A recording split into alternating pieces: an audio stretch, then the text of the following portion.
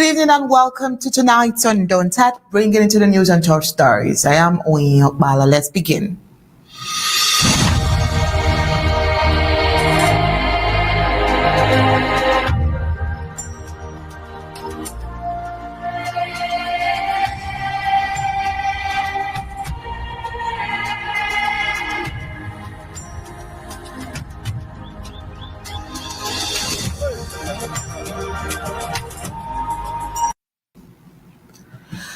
The University of Bamenda community has been thrown into mourning following the tragic death of Ngwanti Jordan Morfor, a student of the Higher Institute of Transport and Logistics, HITEL, who succumbed to gunshot injuries 2 days after a brazen night shooting in Bambili. The attack, which occurred on Sunday, November 23rd, has once again raised urgent questions about student safety in the area already plagued by escalating instability. How can young people amid a threat news no parents should ever hear? Jordan, who had been fighting for his life at a local hospital, died in the early hours of Tuesday, November 25th. Medical personnel say he suffered extensive complications from severe bullet wounds injuries that proved impossible to overcome despite intensive efforts to save him.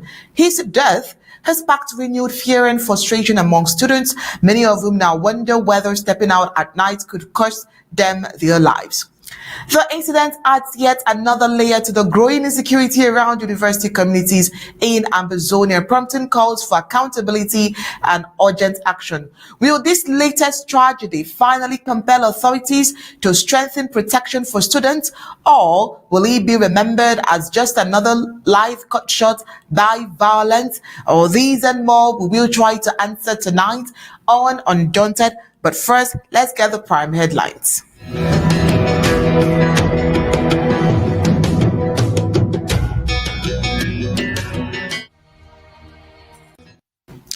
Well, tonight on Undaunted, we'll take a look at the kidnapped priest. Church deadline expired yesterday, November 26th. Let's see how far the protest may be planned. Higher Institute of Transport and Logistics student at the University of Bamenda dies from French Cameroon's army's gun. Tonight, also 2 French Cameroon army officials killed in an ambush in Mundemba, Atlantic zone of Ambazonia. Tonight, we'll take a look at Issa Tchiroma's call for freedom for Cameroons as it sparks debate over messaging in quote, Anglophone crisis. Also tonight, Guinea-Bissau soldiers install new junta leader following post-election power seizure. Would also head into the global scene where South Africa rebukes U.S. pressure as tension rise over G20 leadership and policy agenda. Now let's get the news in full preference.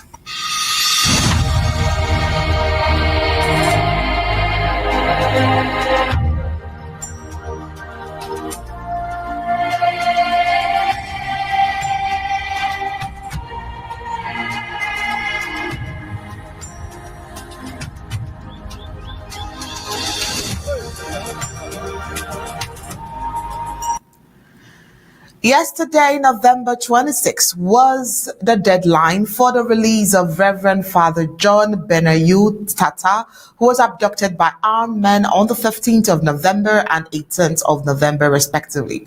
The Catholic Church had rejected the abductors' demand for ransom, with Archbishop Andrew Nkier stating that the church does not pay ransoms. It says if Father John is not released by the end of the day, all parishes, schools, and Catholic institutions in Undaunted will shut down and priests will withdraw from the area until further notice. Closure of parishes, school, and Catholic institutions in Undaunted. Priests will be evacuated for their safety. The Blessed Sacrament will be removed from churches and tabernacles will be left open. Well, he says that if Father John is still in captivity by November 28th, the Archbishop, priest, and lay faithfuls will march to Baba 1 to demand his release. The march was aimed to bring Father John back home, or do that until he is freed from the captivities. Now, Archbishop Nkier has urged all to seek the side of peace, emphasizing that kidnappings must end as the war in Ambazonia nears its 9th year. He also called on security security forces to act professionally and refrain from exploiting civilians. Well, the situation remains tense, and the Catholic Church is taking a firm stand against ransom demands while advocating for peace and the safety of its clergy faithful. And so tomorrow is the final deadline. They said from the initial statement that we analyzed here on Monday, we did say that the Catholic Church said that by the 26th, if he's not released, then they will plan a protest by 28th. So meaning they give 2 extra days for the captured priest to be released. Barrister Mbeseha, welcome to tonight's Undaunted.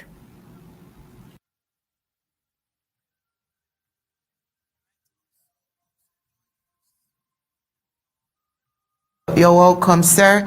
Also joining us tonight is Dr. Lobati. Dr. Lobati, welcome to tonight's Undaunted.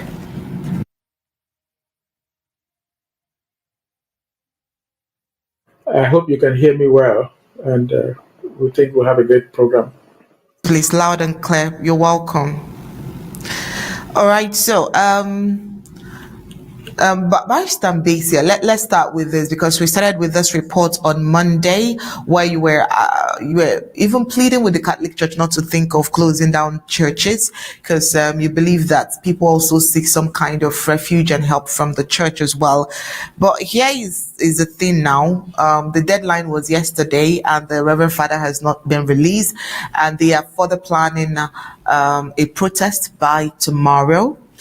What do you think would be the outcome of this protest, if they would have one? Well, if they do happen, I guess there will be nothing as a result. Why? Because I think I said it on Monday. The Archbishop has handled the whole thing in a very poor manner, poorly handled. They are protesting against who? Against 2 armed robbers? Against 5 thieves? You don't organize a national protest against an unknown group of people. Protests are organized for organized groups to take action. And so when you remove all your priests, you have bishops from Bamenda to Babisi, wherever it is, there are about 100 priests to protest the arrest or the adoption of a single priest. But who are those who are holding the priests? They are not an organized group of people. They are the best, just thieves. So you don't organize a national protest against criminals. You could do that if the idea is you're organizing a demonstration against the government to take action to make sure that security is there. Because government will pay a price if the country becomes lawless. If it's a good government, they will lose elections for not living up to the expectation of the people. But when you organize a protest against unknown people, 2 or 3 criminals looking for 10 million, they will be very happy. If I were them, I would say, at last, we'll have the bishop and the priest dancing to plead for us to come. Well, if they don't do it, what will you do? What if they get angry, which we don't think should happen? Kill that guy and melt into the tin bushes. Where will you find them? You do nothing. And so it is a wrong approach. I had said this on Monday. It is still a wrong approach. Even if they were released tomorrow or this night, would this approach have been useful? No. I said the church is a civil society. The Archbishop would have done it better. After having sent other priests there to negotiate, they saw the people, they talked to them, and the people said, go, we'll keep this one. The Archbishop would have done a better job going there himself to ask those guys. They are human beings. Maybe they even some of them are Christians of his church. They say, what do you want? What do you want? Confront them. I guarantee you, if you went there today, you will not even leave that place without the priest accompanying him. If you can take a cure from Christian Toomey, way back in 2019, I think, Christian Toomey was adopted to the bushes. He paid no ransom, gave no threats. He told the truth to the guys who adopted him. And a few days after, he came back and told the story of what he went through, how he felt hungry, how he saw the guys, how he talked to them. That's the role of the religious people. They are supposed to be morally strong. They are supposed to caution, to educate whoever is their way. Maybe, just maybe, if the bishop went there, because the other priest went there, if the bishop went there himself, he might be able to educate those criminals. I call them criminals because they don't have right to adopt anybody and ask for money. He might be able morally to educate them. That what they are doing is not the right thing. He might change a lot of thinking among those people who are doing the act. So I don't know what will happen tomorrow, but the truth is the deadline has since passed. The priest is still in detention. Has the Archbishop learned something out of it? I guess he has. Because looking at the reactions from other communities, because of if you follow news, nobody has said that the Archbishop took the right action. That's a misstep, a misguided approach to adoptions. In those days, in the 70s and 80s, when they were hijackers, the first rule came from governments. If a plane is hijacked, talk nicely to the hijackers. Don't threaten them. Because the life of, say, 150 passengers in the plane is more important than a single hijacker who can blow up the whole plane and die with them and become a hero in his own way for taking away 150 lives. So the Bishop was ill-advised. Let him confront those people. They will tell him more. In fact, more than the arrest of a priest. They will tell him what is their problem. If he has the powers, and I think he has, because it's very close to Yaoundé.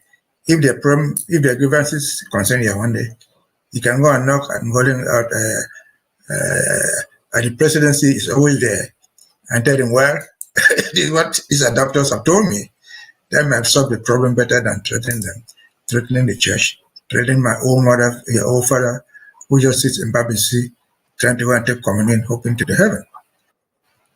Over to you. All right, thank you, Barrister Mbeseha. You still have full confidence that the church should not, close down for any reason.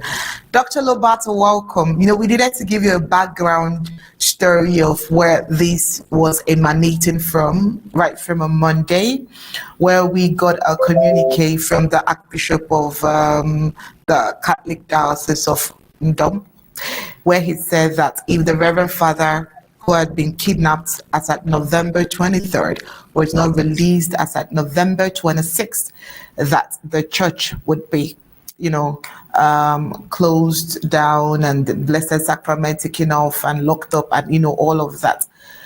That you will agree with me that this is not the first Reverend Father that has been kidnapped ever since the war began, not to talk of since this year began. And I would just want to believe that the Catholic Church in total are tired, fed up, and do not want to continue losing parish priests and all of that. And so they are saying release him by 26th, which was yesterday. And we tried to search through and we found out that he was not released. And he wasn't released yesterday. And they are planning to have a protest by tomorrow, the 28th. Dr. Lobati, with what you know about protests, do you think that anything fruitful would come out of the protest since after 26th has passed and the priest is yet to be released? Okay, the things that I will express are my opinion, and they're not just what I think.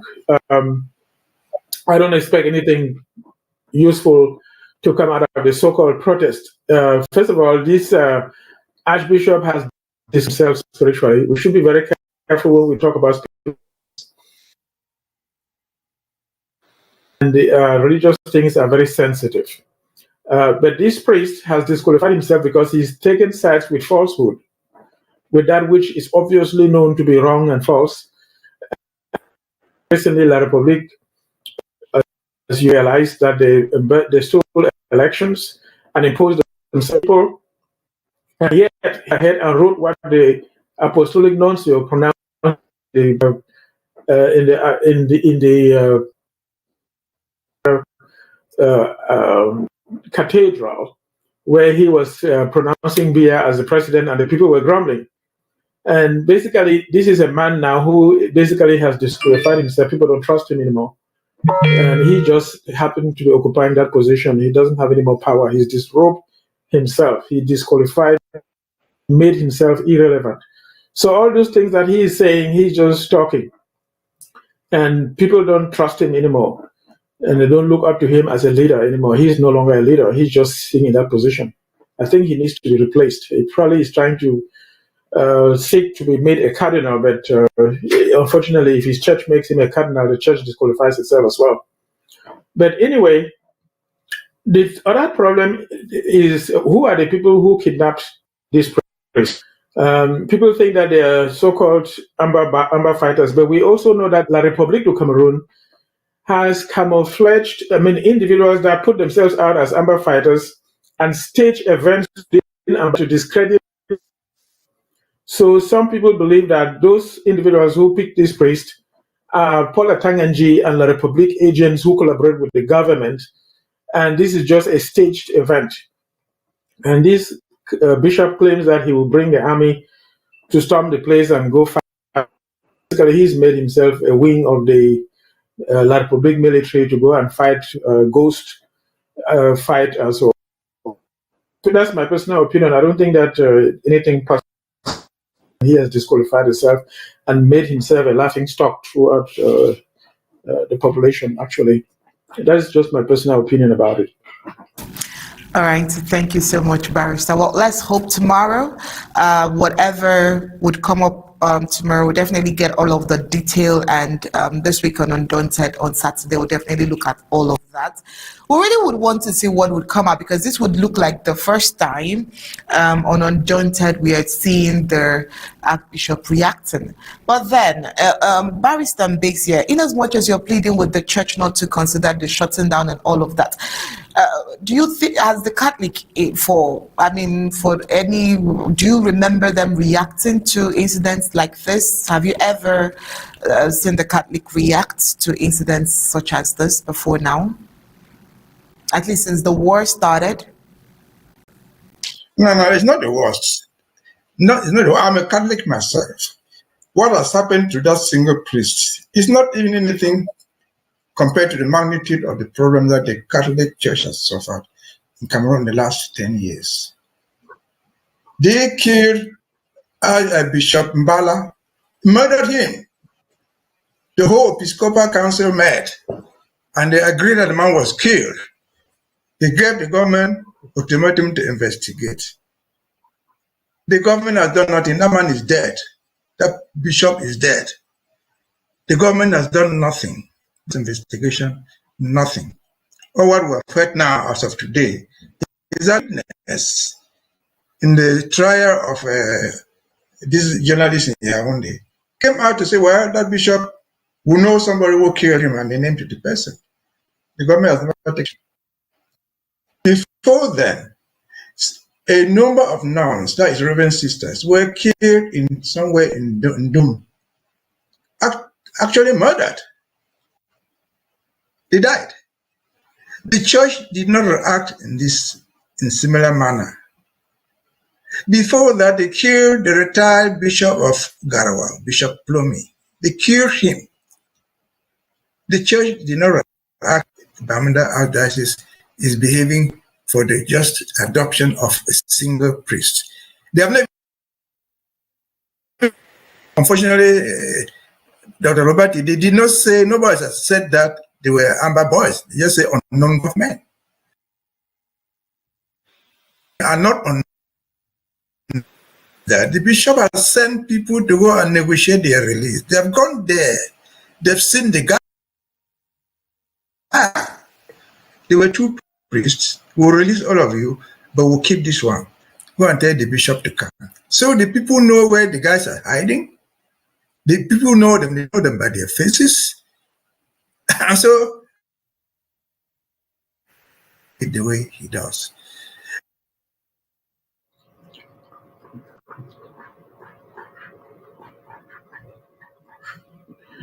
Is he still talking?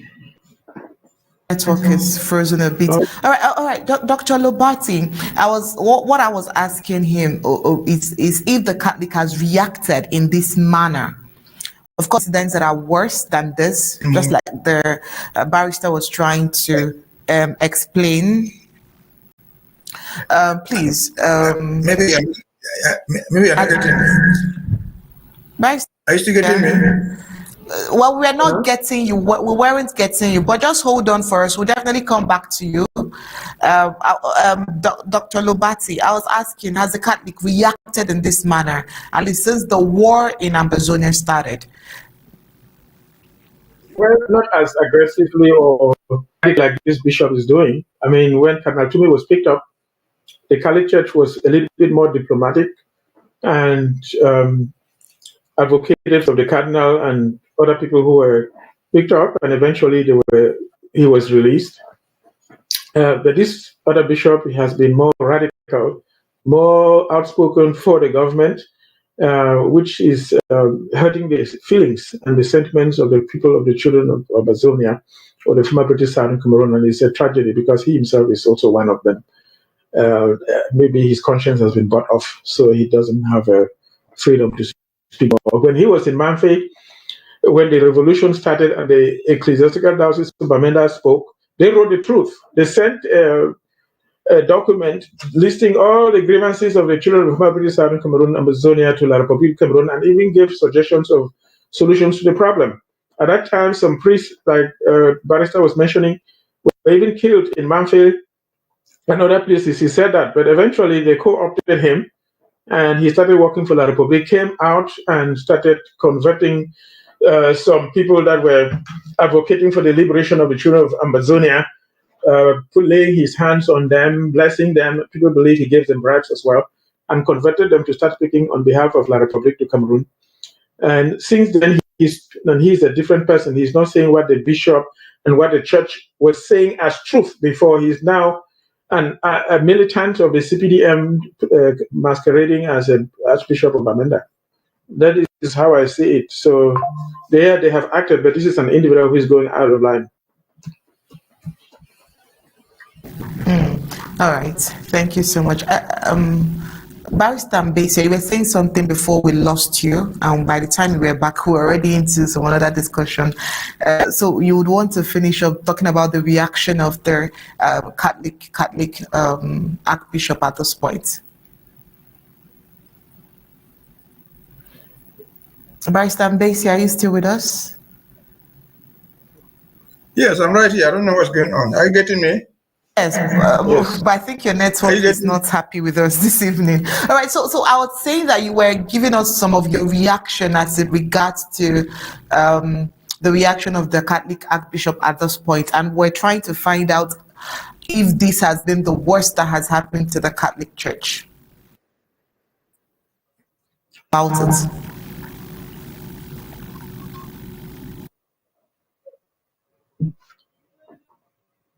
So we'll try to come back. Barrister Mbeseha's network and all of that seems not to be, responding to us today. Now let's get into another report.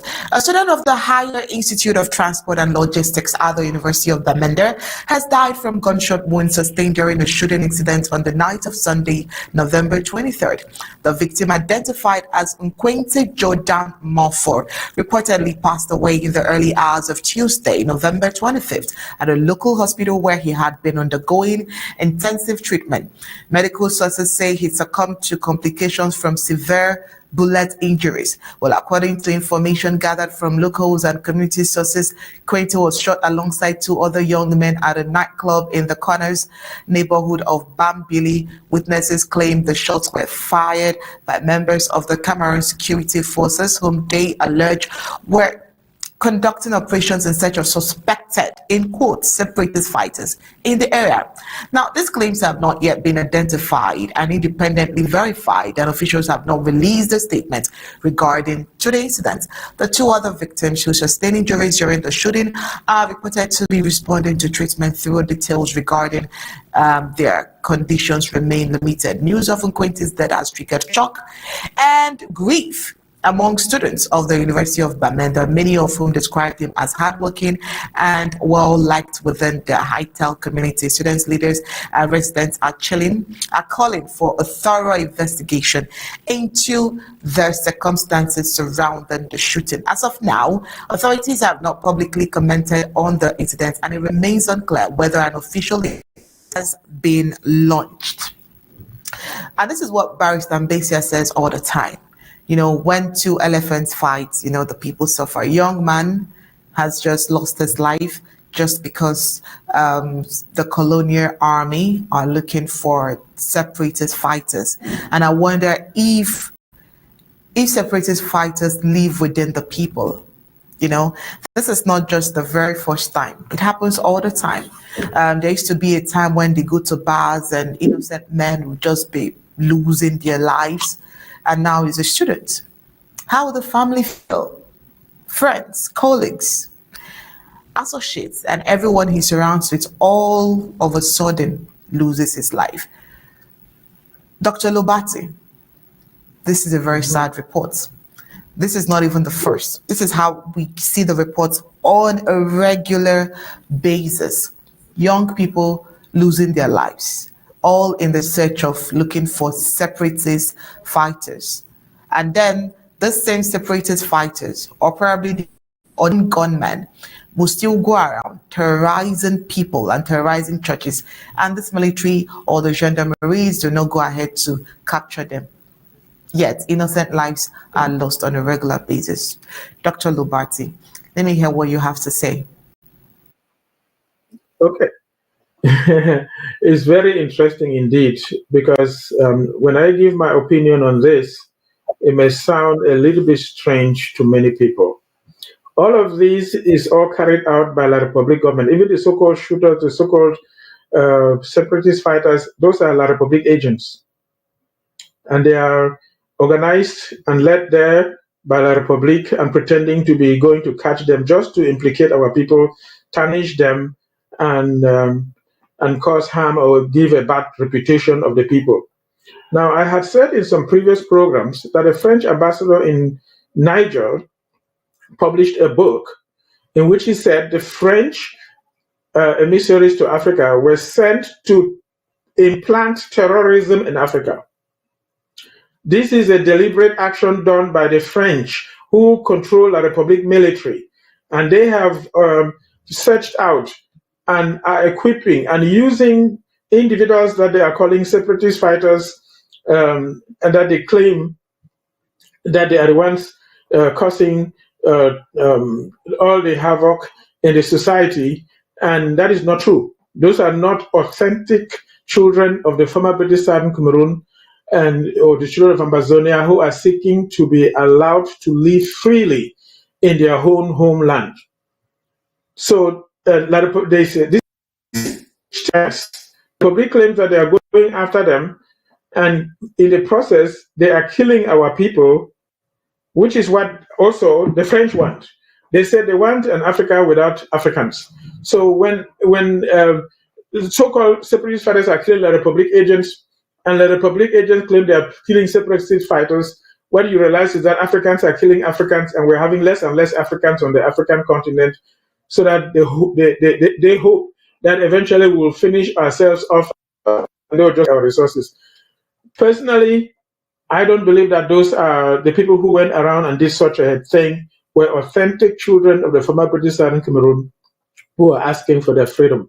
These are staged events by the Republic du Cameroun military led by the French, because they were sent to Africa to implant terrorism, and that's what they're doing. And they're using Paul Atengenji, the Minister of Territorial Administration, the DOs, the governors, to do all those mischief that you're saying there.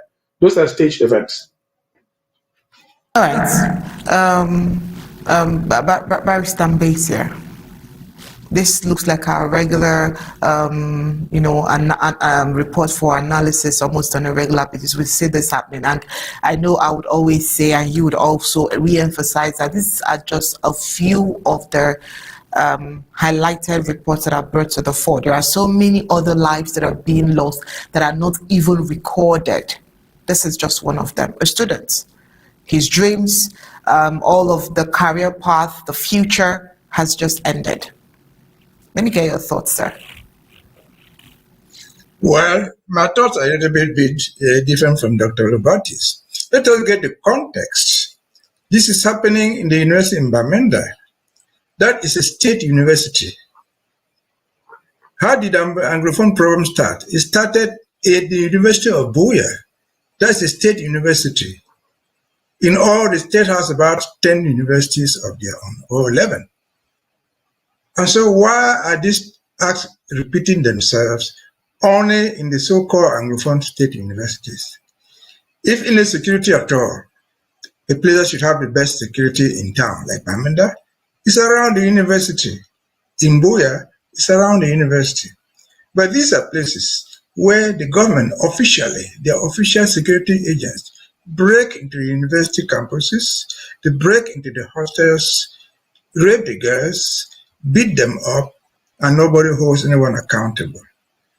And so, again, it has not happened in the University of Ngaoundé, neither has it happened in the University of Chang or any other state university in Cameroon. It has only happened either in Buea or Bamenda. Why? One must ask the question. Again, the whole crisis started in the University of Buea.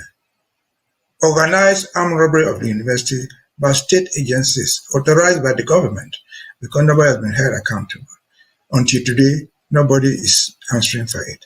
If they have bees in Bamenda, in Kambe, in Wum, or over what they call the Northwest, what prevents them from deploying enough security within the campus of the University of Bamenda? Why are they not doing it? It is not the first. Last Monday, we were talking about insecurity in the University of Bamenda. It is not the first. It is not the second. It is not even the 10th. It is the 100th. And so it is deliberately done by the government of Yaoundé to punish what they call Anglophones, to kill the generation that would tomorrow have reason to ask them questions.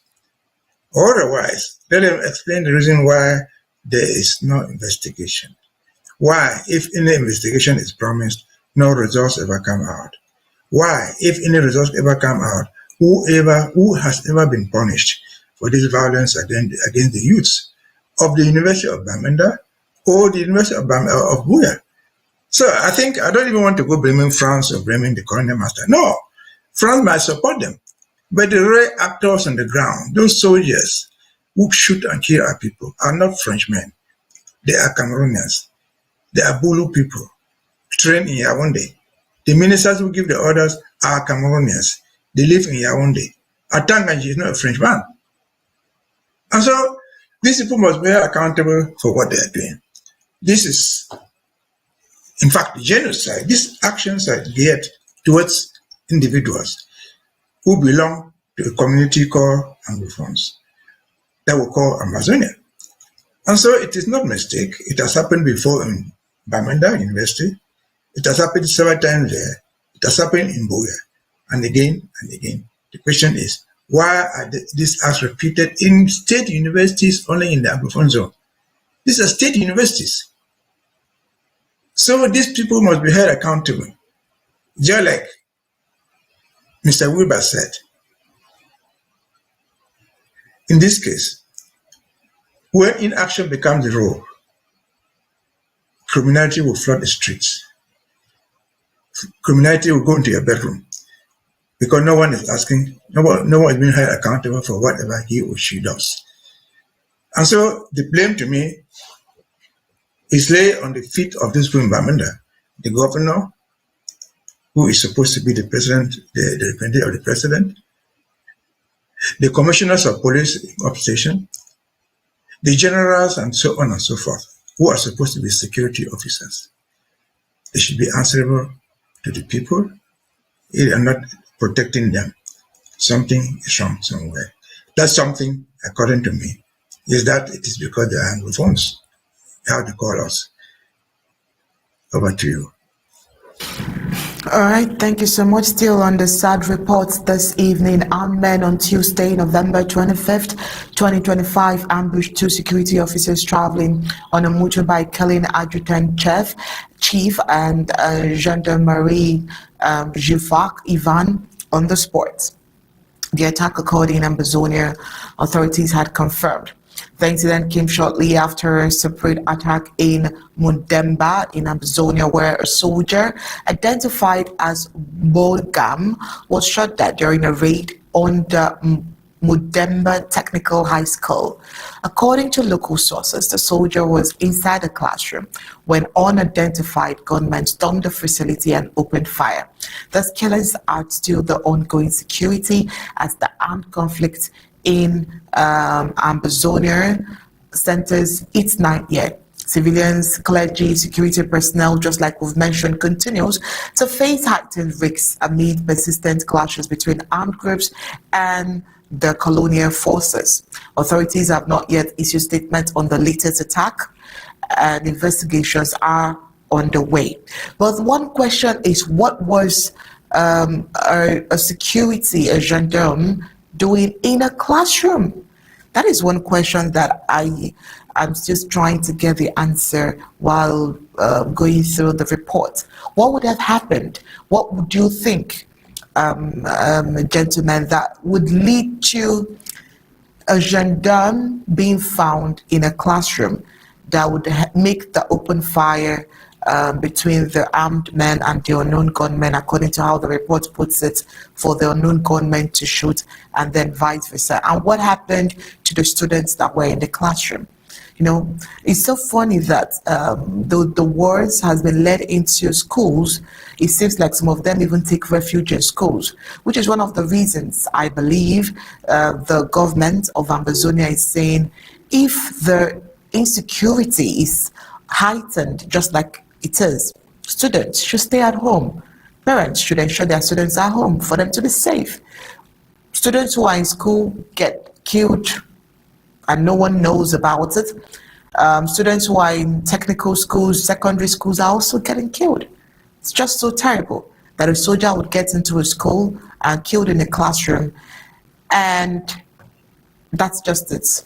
No form of security intels, no full coverage on what exactly happened even up until now. Dr. Lobati, are you scared, or are you scared for the school system in Ambazonia, because this happened in Ambazonia at this point?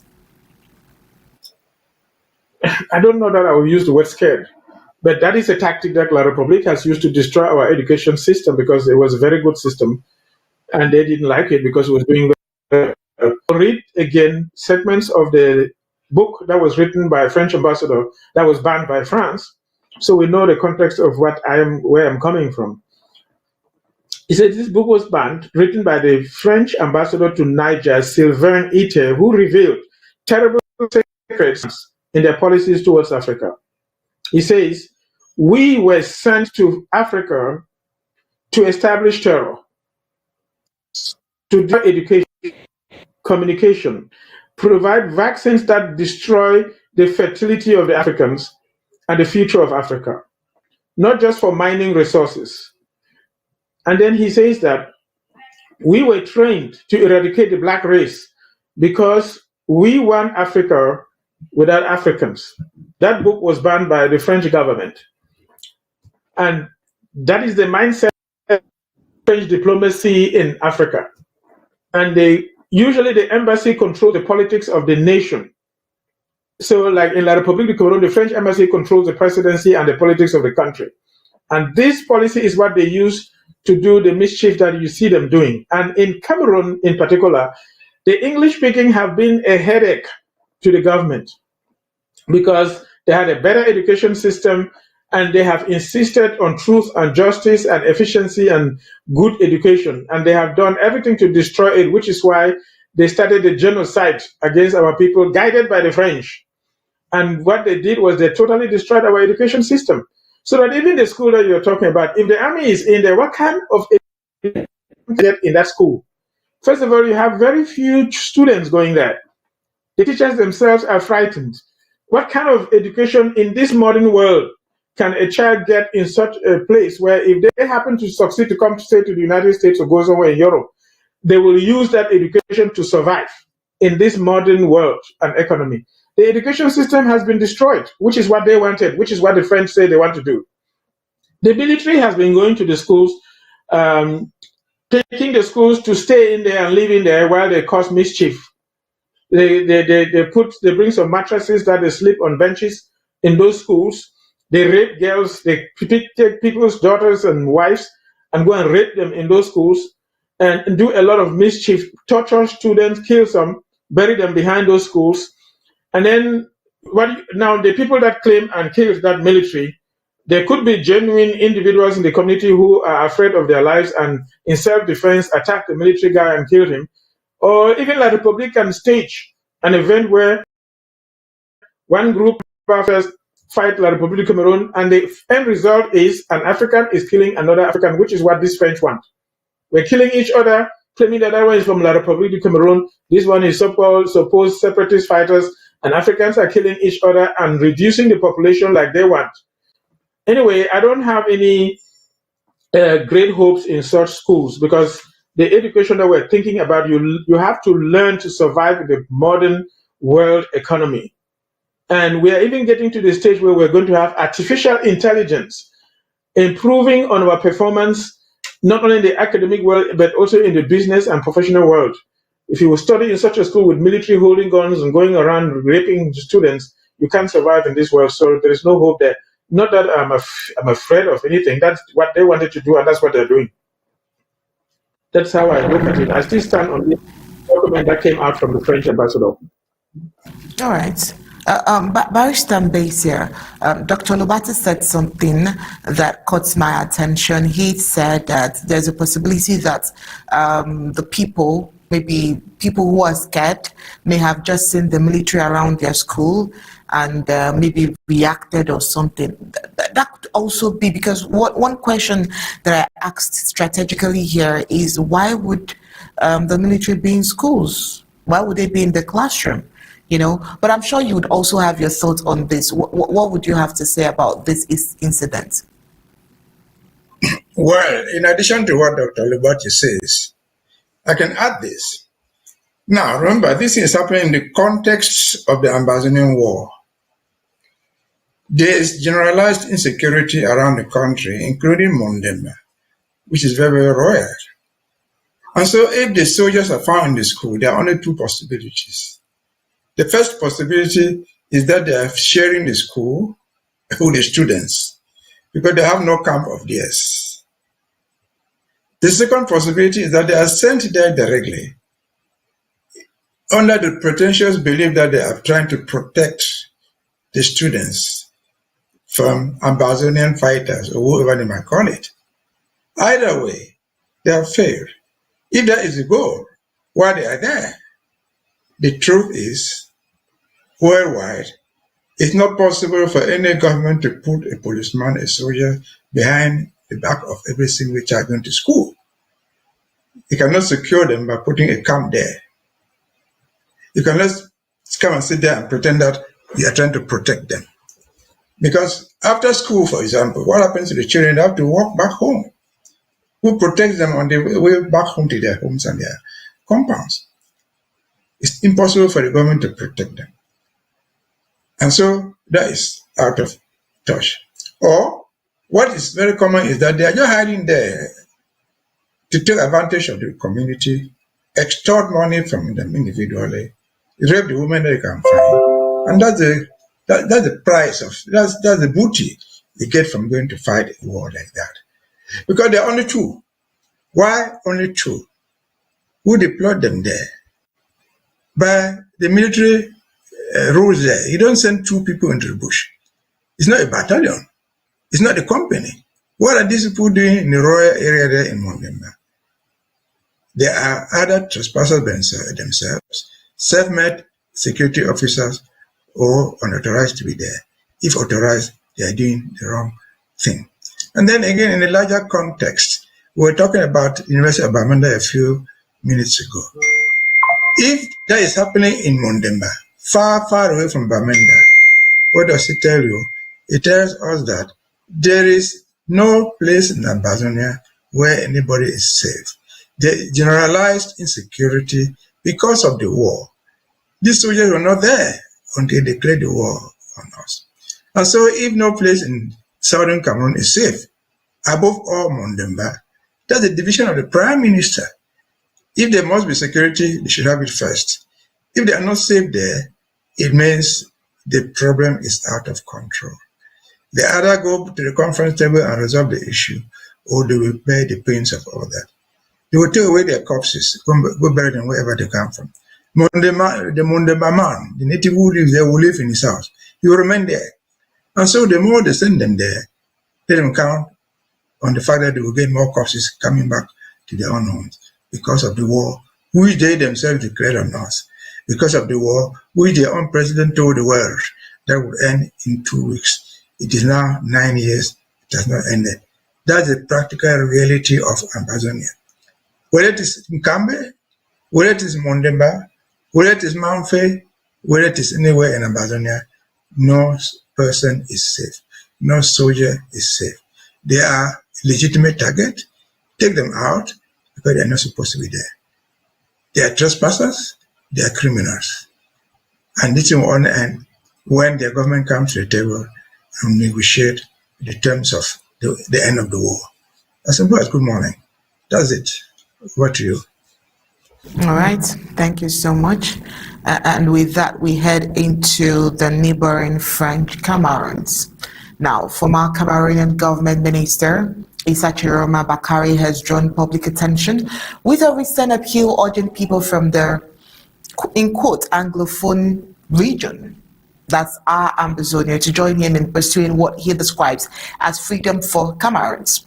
The statement marks a notable shift from his earlier position, including his long-standing instances that there was no war in the Cameroons and in the Ambazonian regions, and that Cameroon remained one and indivisible. Now, the abrupt change in tone has raised questions among analysts and activists and Ambazonians in general, many of whom argue that Tchiroma's latest posture contradicts his previous stance. Critics says his new messaging appears disconnected from the core motivations driving separatist movements in the South and all of that, where groups continue to advocate for what they describe as the restoration of Ambazonian sovereignty predating 1961.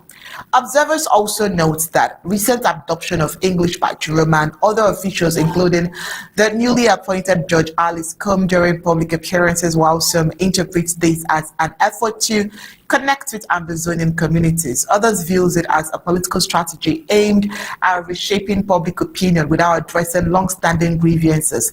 English has historically faced marginalization in the Cameroon's Francophone-dominated institutions, a reality many Ambazonian residents say contributed to the current conflict. Well, activists further emphasize the distinction between the Anglophones and Ambazonians, arguing that the former refers simply to English-speaking individuals from various ethnic groups, while the latter refers to a political identity tied to a defined territory, history, and institutions. Supporters of the cause assert that Ambazonia operates with its own symbols such as flag, anthem, and reorganized exiled leader Samuel Ikomes-Sako as the president. So it is very organized, and that they claim that they are not organized or recognized by the Cameroonian government, which is what it is. The Cameroonian government do not recognize Ambazonians. But Tchiroma's comments have therefore reignited debates over narratives surrounding the crisis, with critics urging him to address internal political issues within the Cameroons rather than redefine the motivations of the groups. In the war in the Ambazonian areas, now in its 9th year, as it continues to generate significant political, humanitarian, and diplomatic challenges with no clear path to resolution in sight, will Tchiroma join the Ambazonian cause, or will he stand in the middle? Barrister Mbeseha, what do you think at this point? Do you think that with how he's coming to by Ambazonians? Do you think that he's trying to join Ambazonia? Do you think he's trying to gain Ambazonian sympathy? Or what do you think is the political moves at this point? The backdrop, or what he's silently saying? What do you think it is? This moves, what do you think it is? Well, I don't think he's trying to gain sympathy from Ambazonians. He is trying to make his case for being the president of Cameroon. That Cameroon that Ambazonians say they are not part of it. But what is important is that he now admits, and most of his colleagues, Francophones, admit, that the strategy that Ambazonians or Anglophones have used has been effective. They are trying to borrow something from us, ghost towns, that they have fought every fight to close them down. They have put double locks on people's stores. They have arrested people for locking up their stores, and they have not succeeded for 8 years.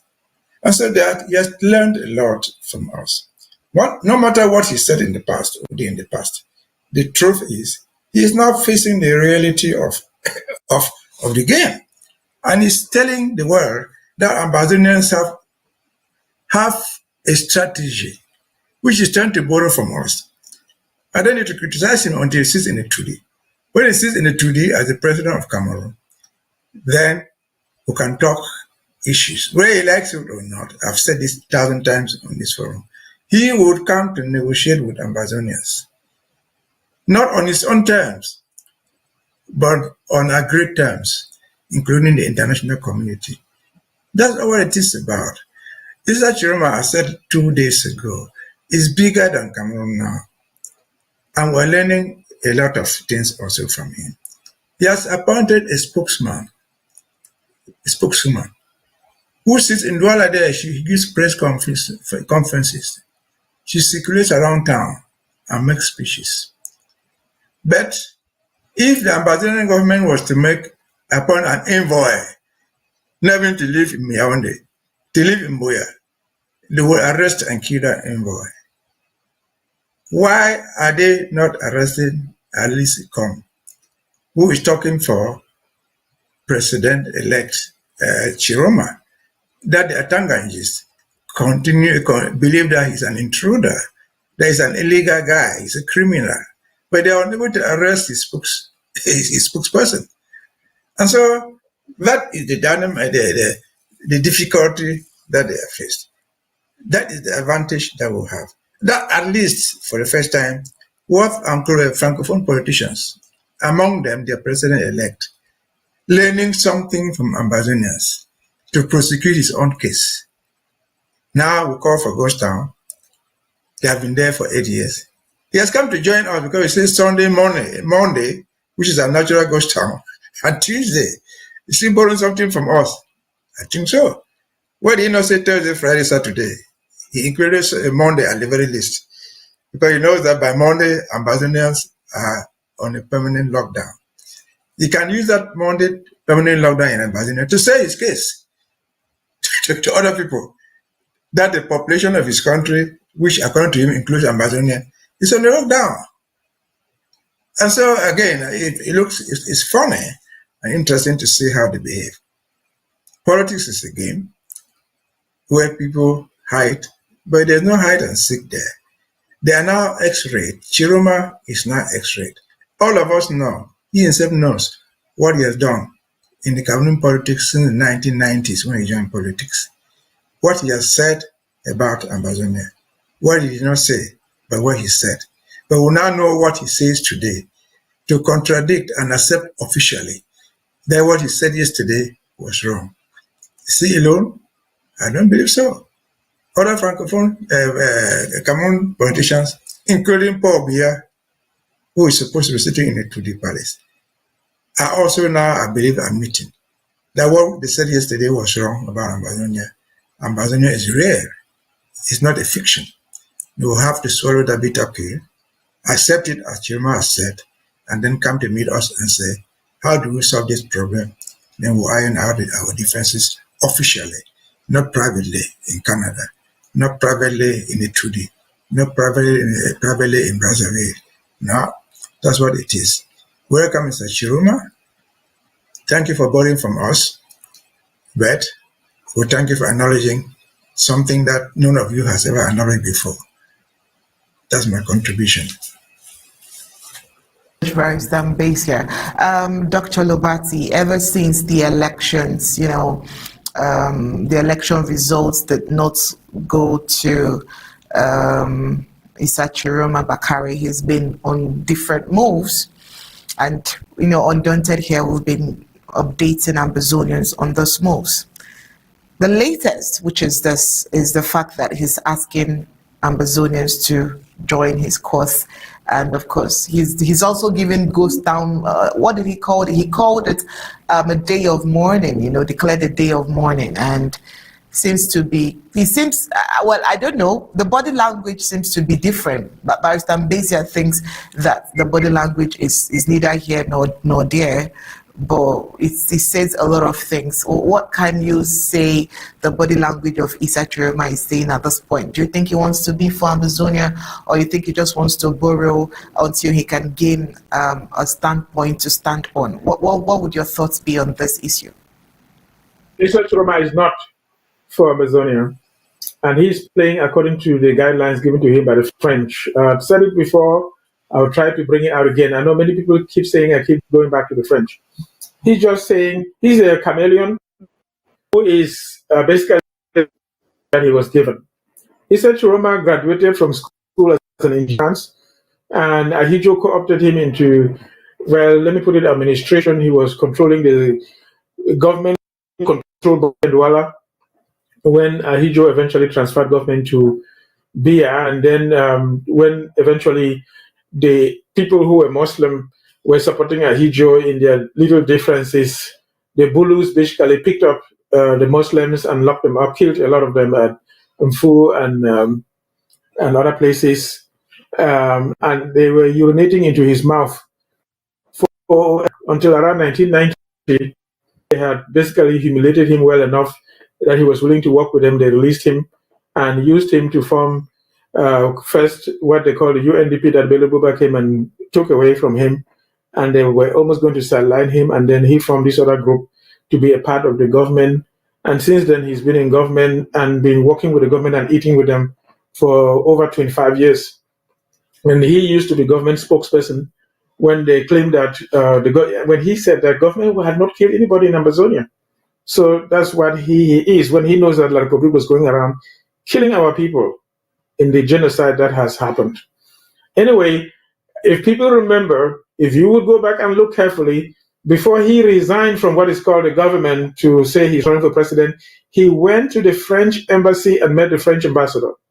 All the so-called manufactured opposition of La République du Cameroun, including Akere Mona, Joshua Ossi, you can keep naming them, they all went to the French ambassador to communicate with them before they came out to do their so-called campaigns. They went to receive their instructions. This is actually what is going on. La République du Cameroun knows that besides the children of Ambazonia being unhappy, besides the Bambili case that are conglomerating around Kanto being unhappy, the Muslims in the north, in the three northern regions, Adamawa, North, and Extreme North, are extremely very unhappy. And when they conglomerate around one dynamic figure, it will be difficult for them to contain. Therefore, La République was doing everything possible, and in this case, to prevent an authentic leader to emerge among the Northeast momentum, because it will be difficult for them to control. So they co-opted and had an agreement with Issa Tchiroma to pretend opposition, running against the government and stand for government, and then basically gather that momentum and then basically betray them in the end, which is what he's going to do. If you remember carefully, after the so-called election that he claimed he had won, he vowed that he's not going to leave his hometown in Garoua and will stay there and die for them. Is he in Garoua? No. He went to Nigeria, and then now they say he is in Gambia.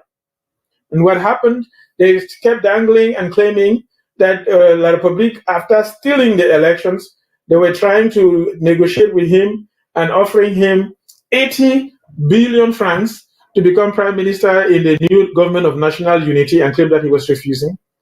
They were offering him to become the vice president in a new government and change of constitution that will be occurred using. So anyway, when he was physically present in Garwa, it galvanized the youth who thought they had won and they would be constantly on the streets. In order to diffuse that momentum among the youth, they took him out of the country. That is the deliberate action. They took him to Nigeria first and then took him far away to Gambia. And Gambia came out and said they are taking him in on humanitarian basis. He is not allowed to make any political utterances that will jeopardize the integrity of another African fraternal country. So basically, they've neutralized him from talking. And they said with friendly nations like Nigeria, as well as the French, they are trying to negotiate a peaceful agreement with the Cameroonian government. Basically, that is what they wanted. They wanted to diffuse the momentum among the Muslims, then carry him out, and now he's pretending to negotiate with La République du Cameroun with the help of the French.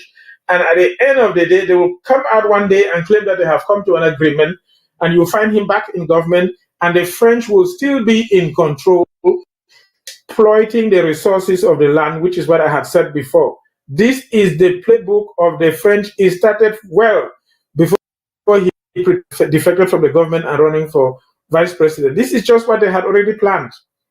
He's out of the country so that the people don't have anybody to conglomerate around and still defend what they claim is a victory that was stolen. And he now pretends to be negotiating with the guidance of the French and until they come to an agreement. That's why they have not yet formed the government. And the plan, tell you ahead of time, when they would have come to an agreement, they will form a so-called government of national unity. Every time, right now, if you look carefully, they're trying to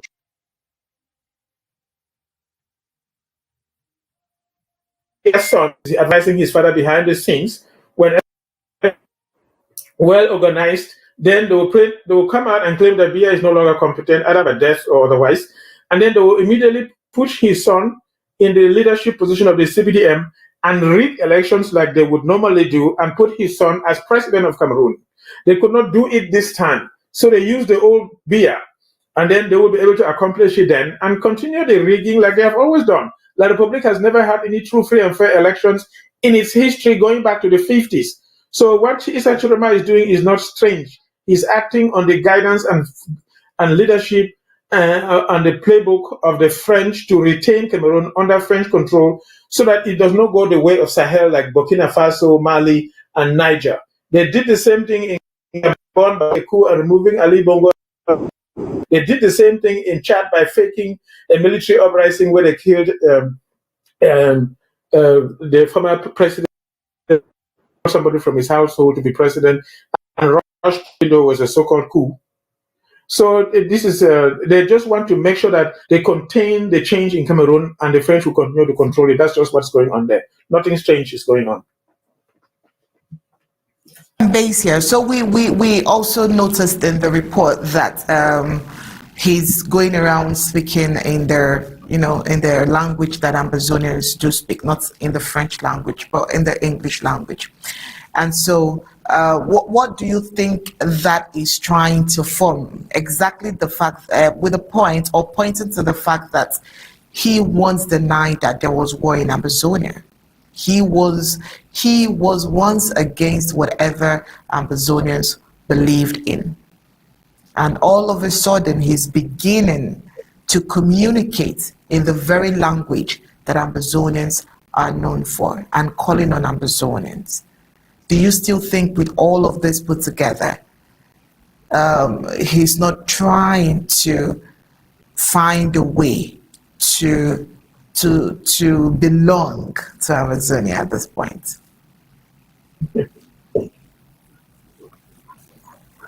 Is it to me or to Dr. Lobati? Barrister Mbeseha, to you. Using the language he's using to communicate, what does that signify to you at this point? I don't think the language is important. You see, because when Issa Tchiroma, from his own story, where he went to learn English more than 30, 40 years ago when he was locked up in prison, he said his choice was law and refused him reading law. He read English and understood English and speak English. At that time, I don't think there was anything in his mind that one day, 30 years after he became a presidential candidate and he communicated in English. I don't know why he chose English to learn it, but I think it was because they share borders with Nigeria. If you could speak English, you could cross Nigeria, buy things and come back.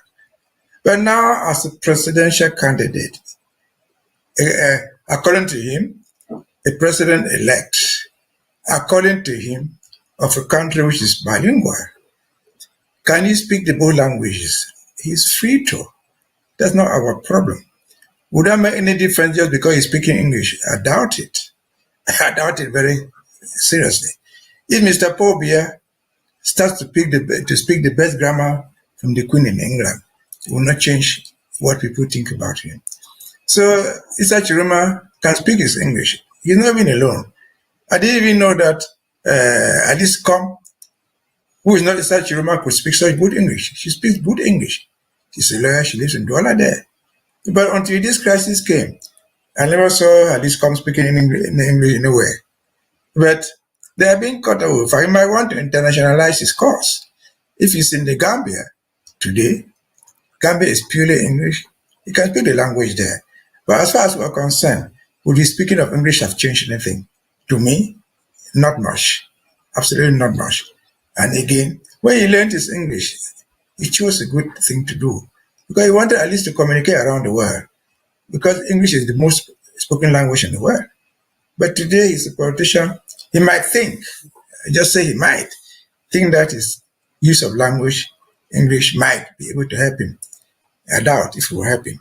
But it's a liberty to speak the English. Most leaders around the world speak English. Even though when they stand on the podium, they speak their own language. Whether it is Chinese, whether it is German, whether it is French, whether it is American, they speak their own language. And so speaking English is not new. That's not news in Cameroon. That's not news. If it was just a question of speaking English or the languages, Tchiroma should have become the president.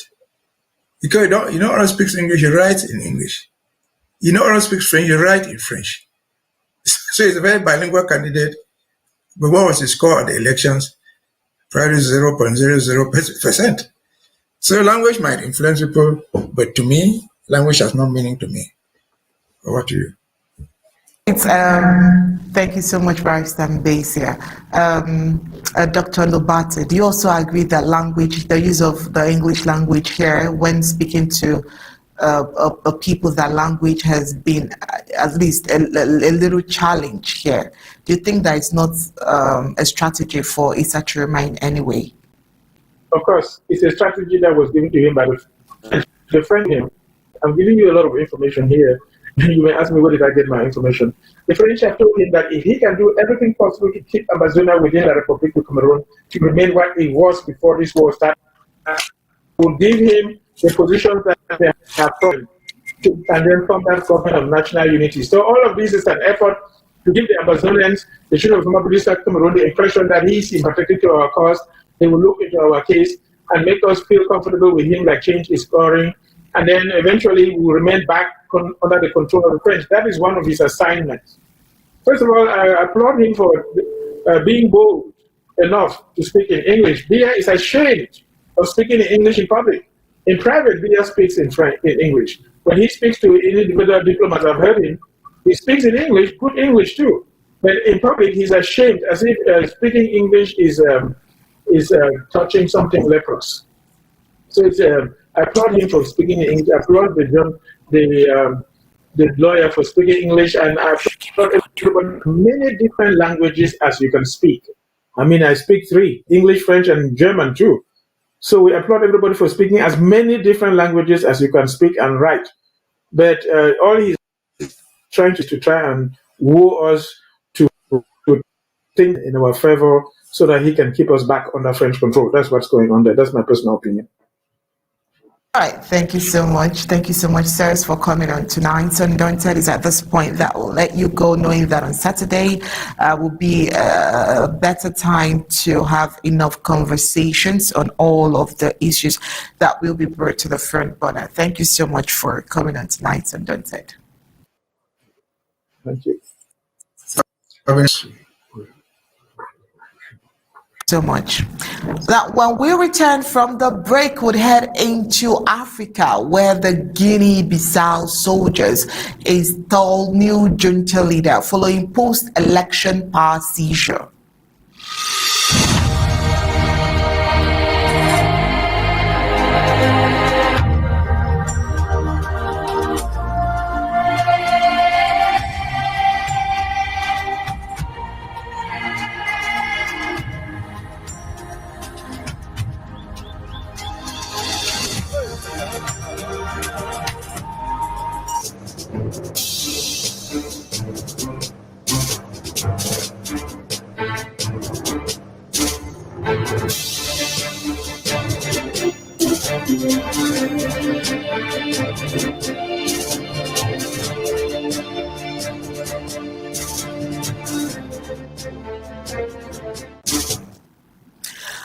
All right, soldiers in Guinea-Bissau on Thursday named a new junta leader, solidifying a forceful military takeover that has unfolded in the aftermath of the country's disputed presidential election.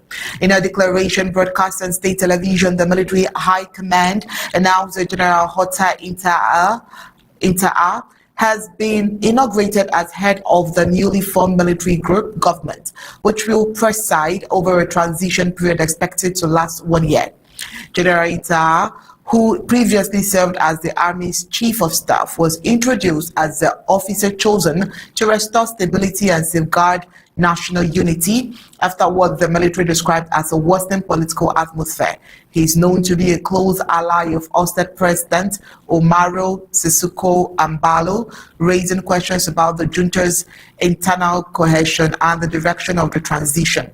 The inability of political actors to stem the deterioration of the political climate ultimately prompted the intervention of the armed forces. Issa said during his inaugural address, he added that the military had acted in the interest of preserving national order following weeks of mounting tensions and allegations of irregularities in the election process. The junta has yet to detail its roadmap for the transitional period, including whether elections will be held at the end of the 1 year timeline. International observers and regional bodies have not yet issued formal statements, though analysts anticipate increased diplomatic pressure on Bissau to restore civilian rule.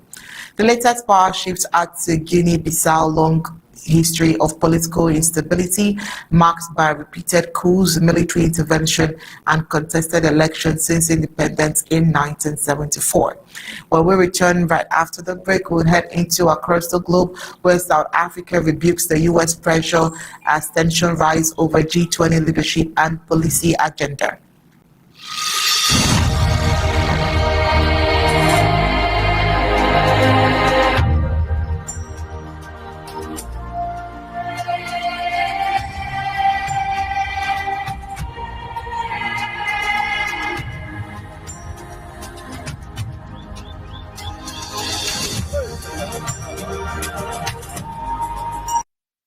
Right, before we head into the news across the globe, let's the interesting story coming in from Guinea-Bissau. Since Africa is standing on its toe, I think we still have Dr. Lobati there to tell us a thing or two from what is emanating from Guinea-Bissau. You know, we have seen some African countries rising and taking over leadership, rising and changing the narrative, rising and changing, you know, all of the issues that has been plaguing it. Guinea-Bissau seems to be new on this block, or probably I'm the one new on this block, but they seem to be the latest, and they're trying to take over and correct all of the challenges that they are facing. Dr. Lobati, what would you say about these latest developments from Guinea-Bissau? It's indeed very interesting to see things that are going on across the political landscape of Africa. It's almost like going through birth pangs. You know, when a mother is about to have a baby, they go through different contractions, and you see her arriving and holding onto things until the baby is born. So you noticed that there were changes that occurred in the so-called Sahel nations, Burkina Faso, Mali, and then Niger, and even Senegal came out making utterances trying to relieve themselves from the French, as well as even Chad pretending that they were trying to relieve the French of themselves of the French. I mean, while the French are trying everything to keep countries under control, like we had talked about Gabon, and then Chad faked military uprising, and then in Cameroon right now, where they have literally used the rigging machinery to maintain their control using Paul Biya. And what is happening in Guinea-Bissau here, from what I gathered, is that the existing power has done in the republic to rig the elections, and then the military basically trying to prevent him from coming to power, and they stage this effort to use a junta to save the nation. It's something that we have to watch and see the evolution of it. Well, I don't know whether Guinea will go the way of the Sahel nations. We have to watch and see whether they will, a good person like Traore in Burkina Faso will emerge from Guinea. Presidents who care about their citizens, what the foreign other powers like France and others and their collaborators are doing to keep them under control, whether they will try to protect the children of Guinea-Bissau. That is something to watch. But what happened here was that the president thought he could rig like La Republique did, and the military has come and said no. That is what I think happened here, and that's what I'm looking at. We'll wait and see. All right. So, but at the end of the day, the Sahel states are there, and they've been doing well. We haven't heard much negatives from their side. Do you think that Guinea-Bissau might join them at this point? We'll wait and see again. There's something in evolution. One of the interesting things with the Western powers, particularly the French, is that they're like chameleons in the grass. They change their color and height, always claiming that they are with the population. They will always come out and say they are with the. So they may have a hand in this. We just have to wait and see the evolution of things. I think within the next 6 months to a year, whether this is an authentic change of government that serves the interests of the people of Guinea-Bissau, it's too early to predict. But somebody tried to rig, and the military came in and tried to stop it. That's what happened there. All right, of course, we'll wait and see how that pans out. Thank you so much, sir, for coming on tonight, Undaunted. Thank you. Now let's head over to the news across the globe.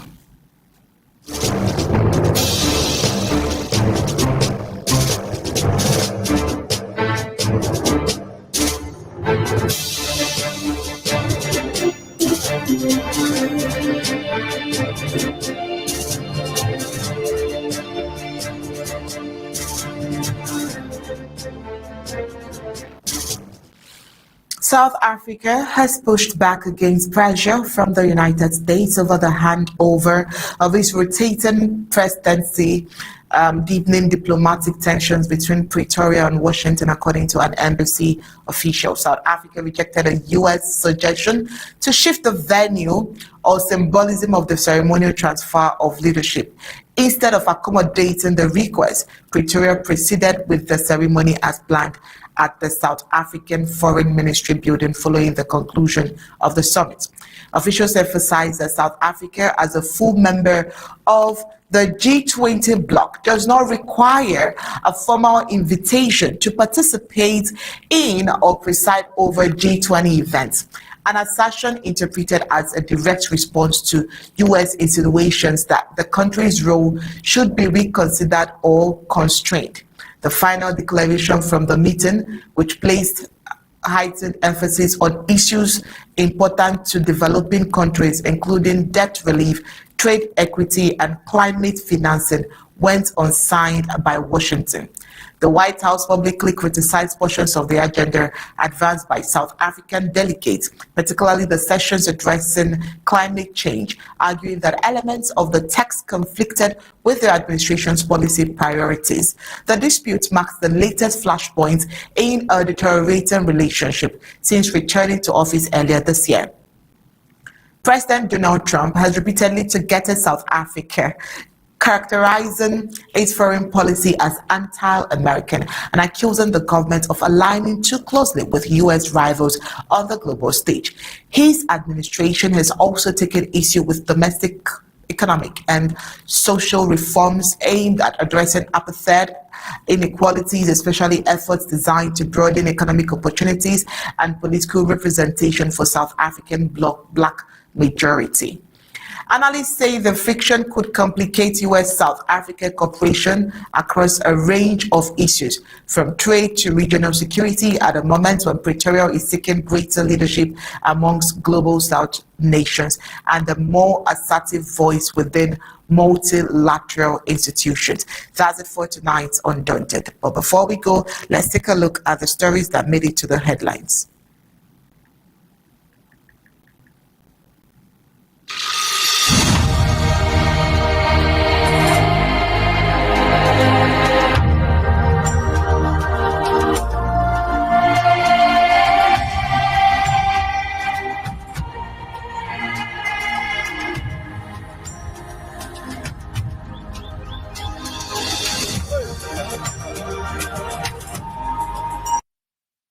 Undaunted, we told you that the kidnap race judge deadline expired yesterday, November 26, 2024, and protest is being planned. Higher Institute of Transport and Logistics students at the University of Bamenda dies from French Cameroon's army gun. Also tonight, we told you that 2 French Cameroon army officials killed in an ambush in Mundemba, Atlantic zone of Ambazonia.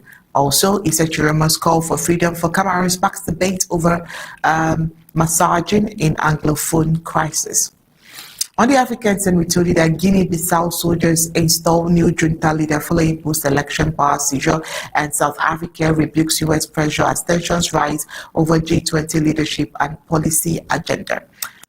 That's it for tonight's Undaunted. Special thanks to Barrister Mbeseha and the team of technicians behind tonight's production. It's good night and God bless.